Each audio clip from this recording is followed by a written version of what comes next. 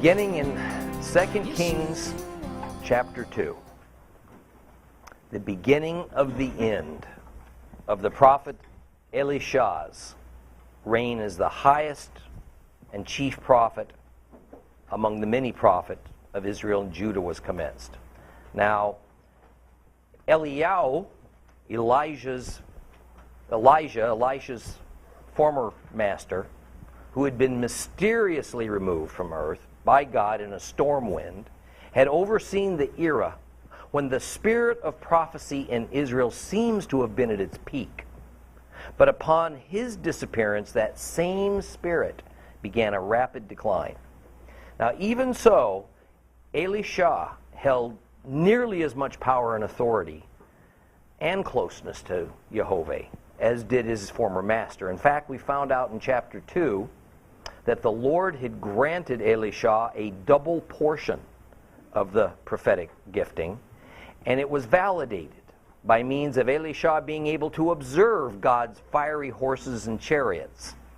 That was part of Elijah's going up into the heavens, and this was something that was in the Spirit, and no one else possessed the ability to see it. And so these next several chapters will chronicle a sampling of the many miracles. It's going to record a selection of the many oracles that God worked through his anointed prophet Elisha. But chapter 3, the subject of today's lesson, is a departure from this theme. Elisha is only briefly mentioned, and the focus is instead on the rebellion of the nation of Moab against Israel, and the war that is set off with Moab on one side and a coalition force of Israel, Judah, and Edom on the other side. So this would be a good time to recall that at this point in history, when Israel is spoken of, it is only referring to the northern tribal territories, generally situated north of Jerusalem. And it consisted of 10 of the 12 tribes of Jacob. And I'd like to point out that just as it was with Eliyahu, Elisha's mission field was nearly exclusively Israel, not Judah. The reason for this is simple. Judah was generally staying faithful to Jehovah, while Israel had fallen into nearly complete apostasy and idolatry, except for a handful of pockets of faithful Jehovah worshipers. Solomon's temple in Jerusalem was in full operation. The priesthood still ministered to God, the temple, and the people of Judah. The sacrifices continued unabated. The kings of Judah remained, to varying degrees, loyal to Jehovah and to his Torah, even if it was far less than pure worship, and obedience to God's laws was usually tempered by the political expediencies of the day. So what we find is that the Lord has established a pattern, that the more God's people are oppressed, and the more the spirit of evil, what today we might call the spirit of the Antichrist, the more it comes upon the earth, God responds in mercy with a counterweight of some sort. But the counterweight is always just for a time, then it's removed.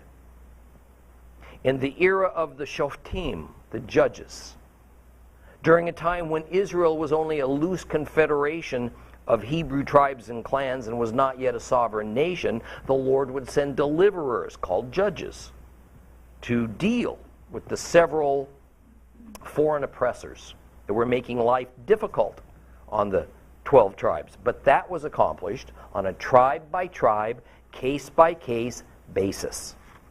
In the era of the kings, after the United Kingdom of Israel dissolved into two rival kingdoms upon Solomon's death, the northern kingdom immediately made a strong turn towards idolatry and even oppression of its own people. This, then, is when we start hearing of Elijah. and of the many thriving prophet guilds, consisting of thousands of godly prophets who banded together, and they lived in prophet colonies in several of the larger cities of the north. These prophet guilds of God were of themselves a divinely ordained counterweight to the thousands of prophets of the government-sanctioned prophet guilds of Baal that Queen Jezebel introduced into Israel. This was the means that Jehovah used to keep the truth of his word alive in the northern kingdom at a time when political and social pressures demanded that worship of God be abandoned, or at least considered to be no better than the worship of other gods, which were to be recognized as legitimate gods, and they were even to be respected. However, as we're going to see in the book of 2 Kings, God doesn't have limitless patience with his people. And his taking of Elijah marked that moment when God's patience had reached its maximum. And from here on, in a slow descent, God would begin to remove that spirit of prophecy that had been the vehicle of keeping his word alive among those who still wanted it, because the number of people who still wanted it was diminishing. At some breaking point where the number of faithful become too few, and the apostasy of Israel's kings and the general population became too extreme and entrenched into society, God used but a few men as prophets. And their purpose was mainly to pronounce a warning of the coming doom over the kingdom of Israel as God's punishment for their unfaithfulness. So, let's read 2 Kings chapter 3 together. If you have a complete Jewish Bible, it's page 402. 402.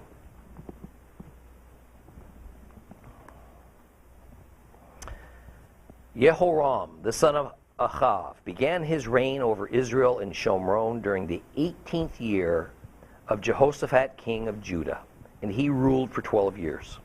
He did what was evil from Adonai's perspective, but he was not as bad as his father and mother, because he got rid of Baal's standing stone, which his father had made.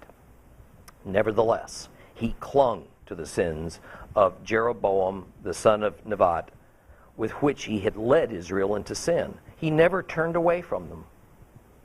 Mesha, king of Moab, was a sheep breeder, and he used to send the king of Israel the wool of 100,000 lambs and 100,000 rams as tribute. But after Ahab died, the king of Moab rebelled against the king of Israel. Jehoram left Shomron, Samaria, and mustered all Israel. He also went and sent this word to Jehoshaphat, king of Judah. The king of Moab has rebelled against me. Will you join me in attacking Moab? He answered, I will join you in the attack. I'm with you all the way. Think of my people and horses as yours. Which route should we take? He added. The road through the desert of Edom, answered Jehoram. So the king of Israel set out, along with the king of Judah and the king of Edom. And after a roundabout journey of 7 days, there was no water for either the army or the animals following them. This is terrible, exclaimed the king of Israel. Has Adonai called these three kings together only to hand them over to Moab? But Jehoshaphat said, Isn't there a prophet of Adonai here through whom we can consult Adonai? And one of the servants of the king of Israel answered, Elisha, the son of Shaphat, is here, the one who used to pour water on Eliyahu's hands. Jehoshaphat said, The word of Adonai is with him. So the king of Israel, Jehoshaphat, and the king of Edom went down to consult him. And Elisha said to the king of Israel, What do you and I have in common? Go, consult your father's prophets, your mother's prophets. But the king of Israel answered him, No, because Adonai has called these 3 kings together to hand them over to Moab. And Elisha said, as Adonai Sabaoth lives, before whom I stand, if I didn't respect the fact that Jehoshaphat, the king of Judah, is here, I wouldn't even look in your direction or take notice of you. Now, bring me a musician. And as the musician played, the hand of Adonai fell on Elisha.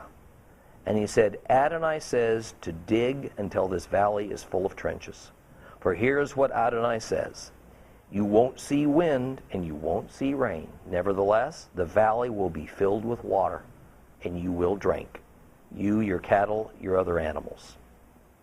That's an easy thing to do from Adonai's perspective. He will also hand over Moab to you. You will conquer every fortified city and every choice town. You will chop down every good tree, stop up every well, ruin every good field with stones. And the next morning, around the time for making the offering, water came from the direction of Edom, and the countryside was filled with water. And when all Moab heard that the kings had come up to attack them, every man was summoned, from the youngest capable of bearing arms to the older ones, and they stationed on the border. They arose early in the morning, when the sun was shining on the water. Moab, when they saw the water in the distance looking as red as blood, said, "That's blood. The kings must have quarreled, and their soldiers killed each other. Moab, to the plunder." And when they arrived at the camp of Israel, Israel launched an attack, so that Moab fled before them. But they advanced on Moab and struck it. They made ruins of the cities. Each man threw his stone on every good field, covering it. They stopped up all the wells. They chopped down all the good trees. And finally, all that remained was Ki Hareset, behind its stone wall, with the slingers surrounding and attacking it. And when the king of Moab saw that the fighting was too much for him, he took with him 700 men armed with swords and tried to break through to the king of Edom, but they couldn't do it. Then he took his firstborn son, who was to have succeeded him as king, and offered him as a burnt offering on the wall. And following this, such great anger came upon Israel that they left him and went back to their own land. This chapter opens by driving a stake into the ground to give us a sense of the timing of Moab's rebellion against Israel. And as with both books of the Kings, the timing, the dating, is given in relation to which king was ruling.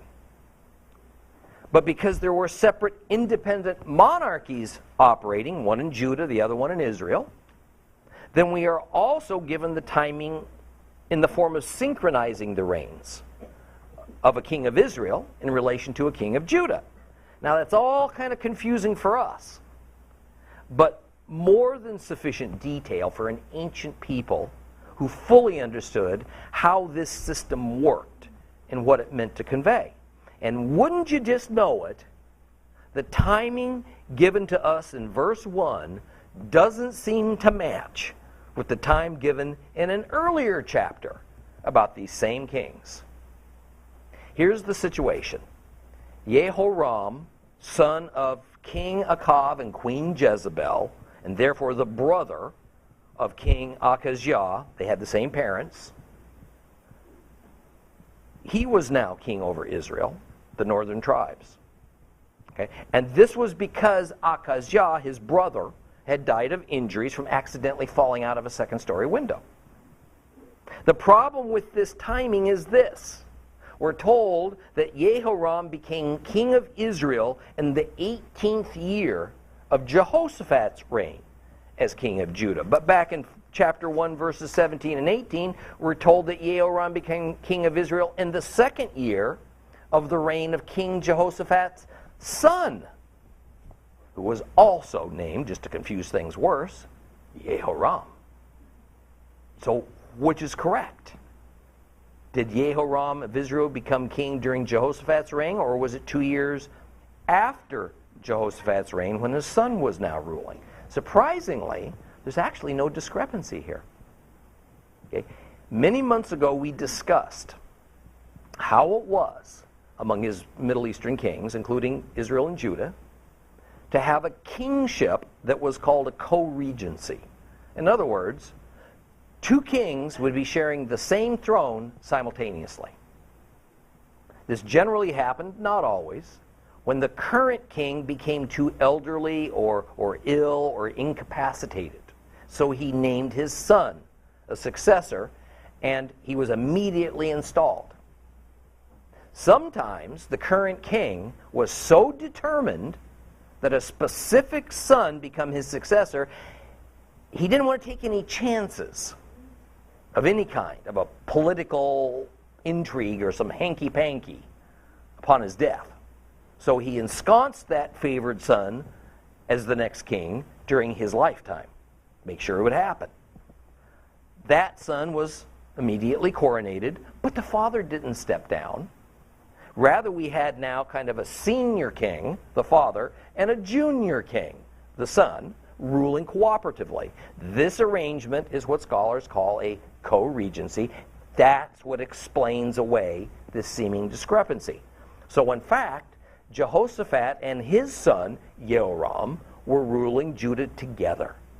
And the editor chose in chapter 3 to use King Jehoshaphat's name as the mark in time, while he chose in chapter 1 to use Jehoshaphat's son's name, Jehoram, as a mark in time. Again, for us, kind of confusing. But for an ancient people who were completely familiar with such arrangements, they knew instantly what all this meant. In fact, what I just told you about Jehoshaphat and his son reigning together is outright stated in 2 Kings chapter 8, verse 16. Now I'm going to use the King James Version because the complete Jewish Bible translation of this passage is a very poor one, and frankly it's just inaccurate. All right. It says, "And in the 5th year of Joram, or Jehoram, the son of Ahab, king of Israel, Jehoshaphat being then king of Judah, Jehoram, the son of Jehoshaphat, the king of Judah, began to reign." So it explains two kings ruling at the same time. Now verse 2 goes on to explain that Jehoram, king of Israel, now remember this is a different Jehoram than the one who's ruling in a co-regency with his father Jehoshaphat in Judah. Well, he was a very evil king. But in God's eyes, he wasn't quite as bad as his parents, Ahab and Jezebel. For one thing, we're told, Jehoram took it upon himself to remove a pillar, a religious monument that had been erected in honor of Baal. This was Jehoram's mother's patron god. On the other hand, he retained the golden calf gods of King Jeroboam. And verse 3 seems to indicate that he honored the cult of the golden calves, and he didn't deviate from whatever it was that had been set up before his reign began. The reason for doing this would have been the same as for the originator of those graven images. It was all about money and politics. Recall, it worried Jeroboam that his people would journey to the temple in Jerusalem, there to be ministered by a Levite priesthood. This all happened in Judah, and the people who served at the temple were loyal to Judah. Not only that, enormous amounts of livestock and produce and other wealth would have been taken from the economy of Israel to deposit at the temple in Judah. Their sacrifices, their first fruit offerings, lots of different kinds of wealth, vow and peace offerings, all of this. So Jeroboam set up his own graven images in a temple. There was 2 of them established, so it would be convenient for his people. And he set up an alternate priesthood. He set up his own prophets. Then he barred his people from journeying to Jerusalem under the rationale there was no further reason for them to make this arduous trip. Why would the Lord see removing this pillar to Baal as preferable to retaining the golden calf idols? Probably because Baal was another god, a rival god. But the golden calves were actually graven images of Jehovah. So to worship Baal was to abandon worship of Jehovah, but to worship the golden calf images was to break the second commandment of Jehovah. But at least Jehovah was still seen as Israel's God. I mean, I wish I knew exactly where the Lord drew these lines, all right, for the better and the worse. But perhaps there's a larger principle here that's a little more easily defined. It is that despite the generally accepted modern Christian view that all sins are the same in God's eyes, that intentionally giving somebody the wrong change at a lunch counter is no different than armed robbery of a bank, because they're both sins. That in fact there are greater and lesser sins. And it's not as easily clear-cut as, say, shoplifting as compared to cold-blooded murder. Here in this passage, the sin of creating a graven image of Jehovah is explicitly said to be seen by the Lord as evil, but not quite as bad as worshiping a different God altogether. And as we move along in the book of Kings, we're going to see that Jehoram made some modest efforts to tamp down Baal worship, but he didn't succeed. And no wonder. His mother, Jezebel, was still alive. Obviously, she still held much sway and power over Israel. She wasn't about to have the god of her family, remember she was from Sidon, who was Baal, be removed, at least not on her watch. Well, now the timing is set. So as we get to the meat of chapter 3, the rebellion of King Mesha of Moab against Israel is spoken of. And we're told that Mesha was a herdsman. This simply means that Moab's economy was centered on the raising of flocks and herds, and indeed the famous tableland of Moab was near perfect for this kind of endeavor. And since the time of King David, Moab had been under Israel's control as a vassal state. The tribute, the taxes that Moab was required to pay the monarchy of Israel, as the terms of this vassal relationship was 100,000 lambs and the wool of 100,000 sheep annually. One can imagine that was quite a burden on the Moabite society, and it must have rankled every one of Moab's kings for the last 150 years.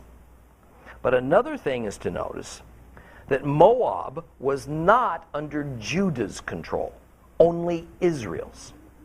So why would King Jehoram of Israel seek to convince King Jehoshaphat of Judah and his co-regent son that they ought to join him in putting down that rebellion? Why would Judah want to get involved? Quite simple. A few years earlier, Moab had attacked Judah. And in 2 Chronicles 20, we read about Moab coming against Judah, causing great damage and many casualties, even though ultimately losing. And Jehoshaphat wanted retribution. In 2 Chronicles 20, starting in verse 1, we read, "Sometime later, the people of Moab and the people of Ammon with other Ammonim came up to fight Jehoshaphat. And Jehoshaphat was told, a huge army from beyond the Dead Sea, from Aram, is on its way to fight you. Right now they're in Hatzazon Tamar," that's also called Ein Gedi. And Jehoshaphat was frightened, so he determined to seek Adonai. He proclaimed a fast throughout all Judah, and Judah assembled to seek help from Adonai, and they came from all the cities of Judah to seek Adonai. So, once Jehoshaphat was on board, the next step was the plan of attack. And it was decided that they would attack Moab not from the north. That was kind of the easier route, went through the fertile and valuable part of Moab, but rather they should attack from the south. But this was mostly desert wilderness. And since battles were waged in the seasons where there wasn't rain and cold weather, and since the rainy season was late fall, winter, and the beginning of spring, then this military expedition would have occurred in the late spring or early summer. It was going to be dry, but it was also going to be hot. The availability of water was going to be crucial. No doubt Mesha would never have expected an attack from the south for all these reasons and more. And further, by going through Edom down around the bottom of the Dead Sea, through Edom, to get to Moab, with the proper application of political pressure and a promise of a substantial portion of the war booty, the king of Edom would have good reason to ally with Israel and Judah. Not only would he be disposed to allow Israel and Judah's soldiers to pass through his nation, but also he would contribute to the war effort. Well, Edom was in this weakening vassal relationship with Judah at this time, and not far from regaining its independence. In fact, depending on which writer of the Bible you're reading, the term for the head of the Edomite government at this time is either king or commissioner. For a long while, Judah had put their own man in charge of Edom. But now it seems probable that a more typical king-vassal relationship was in operation with a man from a proper Edomite aristocratic family now running the country, and so he was called a king. But of course, this king was still beholden to the king of Judah to some degree or another. Well, the route they took was a good strategic choice, but it went around the southern end of the Dead Sea, and then it turned northeast, all through miles of desert terrain. Verse 4 says that the army marched for 7 days, but unexpectedly they found no water.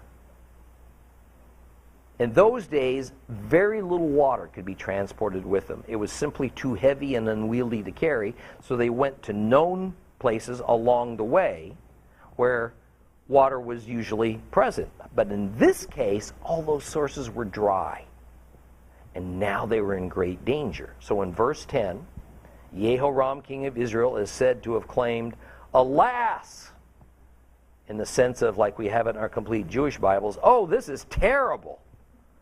And he wonders if Jehovah has brought all three armies here simply to be weakened from thirst and then made ripe for the taking by Moab's forces. Now, interestingly, King Jehoshaphat of Judah had a different mindset because he had a different heart. It's not that he wasn't concerned and worried, but rather than essentially blame God for their predicament, which is what the king of Israel had done, he immediately decided what was needed was to consult Jehovah for help and for a solution. And in earlier times, before the United Kingdom of Israel split, Levite priests would have been the medium through which God was consulted. But over the last several decades, prophets had taken a much larger role, almost exclusively so in the northern kingdom. And so Jehoshaphat asks Jehoram, "Isn't there a prophet of God nearby?" Well, one of the king's court says that there is a prophet of Jehovah that can be reached. And his name is Elisha, the one who poured water on the hands of Elijah. In other words, Elisha was a student servant of his former master, Elijah. Now, this is easily imagined because that of all the possible prophets that could have been consulted, the last one on earth that the king of Israel wanted to be involved with was Elisha. He would have been well taught by Eliyahu to have no regard for Israel's kings. In fact, Elijah had been considered as a troublemaker, if not an outright enemy of the kings of Ephraim, Israel. Of course, Jehoshaphat knew of Elisha and of his reputation for being a steadfast prophet for Jehovah. And so he decided he'd be that perfect consultant. It's interesting to me that these three kings did not summon Elisha to be brought to them. it is said they went to him. No doubt they remembered what happened to those two groups of 50 soldiers that had been sent to arrest Elijah, and they were burned up like toast. Wherever Elisha was, it had to be nearby, considering all the dire straits they were in without water. They wouldn't have had to go too far for too long to find him. And when they approached Elisha, I just wonder, can we picture the king of Israel taking one look at this prophet, knowing this wasn't going to go well for him? And Elisha didn't disappoint. He sneers at the king of Israel, and he wonders why he would be interested in hearing from a true prophet when he has all of his mother's yes men prophets to consult. The insulted king replied that essentially, since this was Jehovah's army, that as much as he hated to do it, it was a prophet of Jehovah that would need to be consulted. Elisha responds that he will consult Jehovah, but only for King Jehoshaphat's sake. Then Elisha orders a musician to be brought to him. There's been a lot of interesting opinions on why he'd call for a musician at this moment, but I don't think there's any real mystery to this. The music was not meant as part of the ritual to consult God. Rather, it is that Elisha was upset, and he needed to be soothed so that he could be in the proper spirit to communicate with the Lord. They didn't have aspirin. They didn't have tranquilizers in those days. You know, I think it's similar to the way music is used today in the church. It is at least partly meant to create a mood of reverence and to help us set aside other cares and concerns that might be dominating our thoughts. It can be a real and needed aid to calm us and to relax us. King David was famous for regularly using music for just that purpose. And it had its desired effect, as Elisha was now able to open up his own spirit to hear God's. So it's now that we see one of the main reasons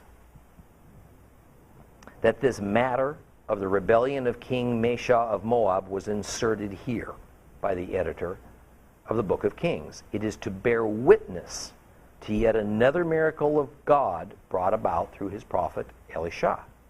The Lord is going to bring water to the soldiers of the coalition army to save them. Now, what may sound like some strange ritual of digging trenches and then an otherwise impossible miracle of filling them up with water from nowhere is what's being contemplated here, but that's not the case. Just as God most often uses the natural things of his creation to serve his purposes, he does the same thing here. See, just as in Egypt, when Jehovah used frogs and lice and boils and all manner of things that occurs rationally and it occurs cyclically, he also orders them to happen upon his control and command, sometimes with a ferocity that transcends anything normal.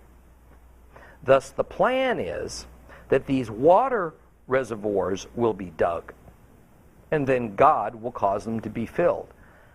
How does that happen when it seems that rainwater isn't going to be the source, because verse 17 says neither wind nor rain is going to be seen?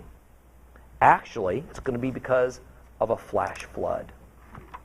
The place that they are to dig these water catching trenches is in Hebrew a wadi, a dry riverbed.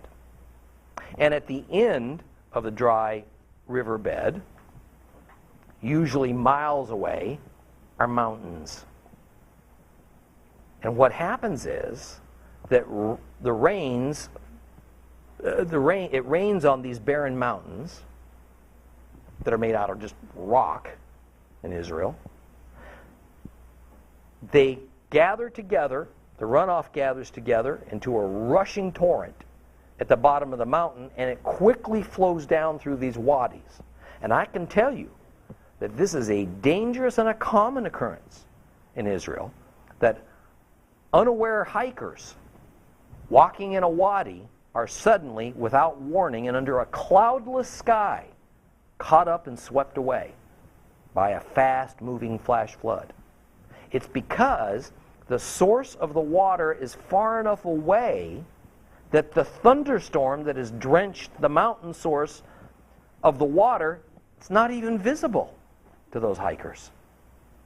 And then in verse 18, the Lord says through Elisha that while this miracle of life-saving water is going to seem at first like such an awesome thing, in fact, it's trivial. Because God's real intent is for Israel's troops to not only survive, but to go on and defeat Moab. And the Lord says he will hand Moab over to Israel. This isn't merely a glib saying, it's not customary Bible speak. And although Moab is an arch enemy of Israel, a seemingly merciless attack of retribution is not the aim. This is an important piece of information, because when the Lord orders a war against an enemy of Israel and says he is going to deliver the victory, this becomes a holy war. And now that we understand that this is a holy war, the next couple of verses are more understandable. Because essentially, the coalition army is instructed not just to defeat Moab, but to do it via a scorched earth campaign. They're to destroy everything they encounter along the way. They're to level every Moabite city, cut down every good tree. That means fruit trees. Fill up all the water wells with rocks and dirt. Clutter up all the fields with rocks so they become unusable. Why? Because it's holy war.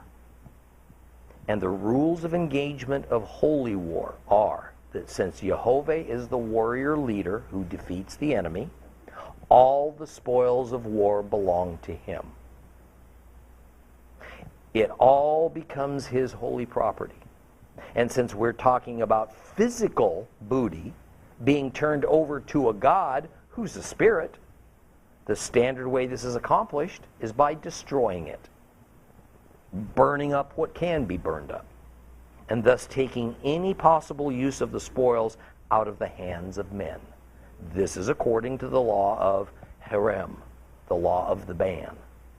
Verse 20 says, the appearance of water happened exactly as Elisha foretold it, and that it occurred in the morning at the time of the Mincha prayers. This is not meant to say that they were doing sacrificing and prayer out in the desert wilderness. It just means, it's just a way to describe the time of day, using a common reference that the Hebrews would have understood. But while all this was happening, some Moabite scouts and lookouts stationed around the borders of Moab spotted this large enemy force. They informed Mesha, and then Moab's army was ordered to rush to meet the Israelite army at the southern border. But at first light, as the Moabites were dispersed unseen in the hills above where the Israelite army was encamped, some soldiers noticed what looked like huge pools of blood off in the distance next to the Israelite tents. The reddish soil that had become all mixed up with the turbulent waters had taken on a blood-red tinge, and the Moabite soldiers and commanders assumed it was actually blood, and that the coalition army had turned on itself, and that a slaughter had ensued. And delighted, they rushed down the hills to pounce on the wounded and diminished soldiers, only to find out it had all been an optical illusion. It's a valuable principle that all believers need to learn. God can use anything for both curse and blessing. For God's people, the sudden appearance of that water was a life-saving blessing. But for God's enemies, the Moabites, that same water proved to be a fatal curse. The Israelite soldiers fought them, and the surprised army of Moab fled with the Israelites in hot pursuit. Along the way, the troops did as Jehovah instructed and destroyed everything in sight. And finally, they pushed what was left of Mesha's retreating army into a walled city, and they surrounded it. Mesha knew he couldn't hold out long in a siege, and so he took 700 men and he tried to break out. And the plan was to break out in the direction of the Edomite troops and to kill the Edomite king. Then they'd have a route of escape. The reason they chose Edom was that they figured Israel wouldn't be so anxious to rescue these foreigner Edomites at the cost of Israelite blood. Likely he also figured the Edomite army was the least likely to fight hard to win what was really an Israelite war. And Mesha failed in his attempt. He retreated back into the stronghold, but now Mesha was desperate and he was cornered. And in the last few verses of chapter 3, we have a difficult passage to translate. And so there have been a handful of different opinions on how to explain what occurred. I think the one that makes the most sense is this one. While Mesha was unsuccessful in killing the Edomite king, he was able to capture his son. And so he took him hostage, hoping to bargain for his own life. However, when that didn't work, I mean, why would Israel's kings care if Mesha murdered the Edomite king's son? Mesha did something absolutely barbarian. He took that young hostage to the top of the fortress walls and in clear view made a burnt offering of him to Chemosh, the god of Moab. The loss of the Edomite crown prince crushed the Edomite king, and it demoralized his army. And to make matters worse, the armies of Israel and Judah didn't help them to protect the Edomite king's son or fight to get him back. The Edomites had only come in support of Israel and Judah. Now they're done. Grief-stricken and angry, they abandoned the battlefield for home. The Israelites depended on the Edomites for supplies, for logistical support. And with the Edomites gone, now they were left exposed and far away from the safety of Israelite soil. So they gathered themselves together, they disengaged, and they all went home. Now this horrible act of human sacrifice was well remembered in Israel's history. And in fact, it was denounced by the prophet Amos, in the book of Amos 2:1. There it says, here's what Adonai says, for Moab's 3 crimes, no 4, I will not reverse it, because he burned the bones of the king of Edom, turning them into lime. And this further validates, I think, my position that the person killed on the walls of that fortress was the Edomite king's son, the crown prince. That's why the battle quickly fell apart. Let me end today with this thought. It was a terrible mistake on Israel's part to break off the fighting and go home without a victory. As a matter of fact, it was sin. It was no strategic victory for Mesha to merely kill one man, even though he was the son of the Edomite king. The reality is that the kings of Israel and Judah refused to claim the victory of God's holy war. They refused. The reality is that when they saw that sacrifice of that young man to Chemosh, it unnerved them. Why? Because they completely believed that Chemosh was real. And when those heathen Edomites left for home, the Israelites attributed Moab's success to Moab's formidable God who had just received that human sacrifice. If only they would have believed God. If only they could get it straight in their minds. There is no Chemosh. There are no other gods. And that when God promises victory, all that's left for them and for us is to be obedient for that victory to go from prediction to accomplished fact. We'll begin chapter 4 next time. Father God, I thank you for this story. Because, Father, it makes me realize that in the hours before Yeshua went to that cross, he could have stepped back. And a victory that you had already won could have been abandoned. But he didn't. He fought to the end. He fought his own humanness, who, Father, did not want to be scourged and suffer and have nails pounded through his hands and his feet. He didn't want, Father, to asphyxiate on that cross over hours of agony. And yet, he believed you. He believed you enough to follow through at the cross. Father, I pray that even a small amount of that kind of faith would enter into us. That we will believe you when you tell us you have won the victory. All that is left is for our obedience.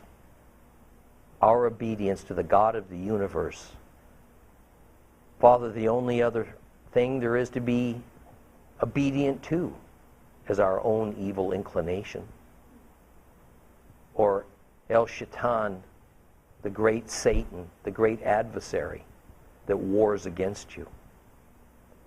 Father, I pray that when we leave here today, we will take this message with us as a great encouragement that you cannot be defeated, but you work through us, and we can give up.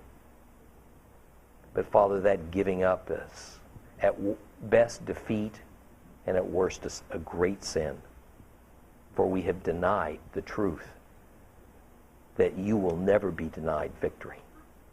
We bless your holy name in this place, Lord.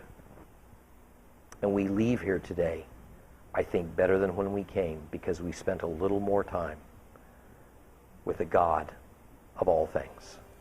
Blessed be your holy name. Amen.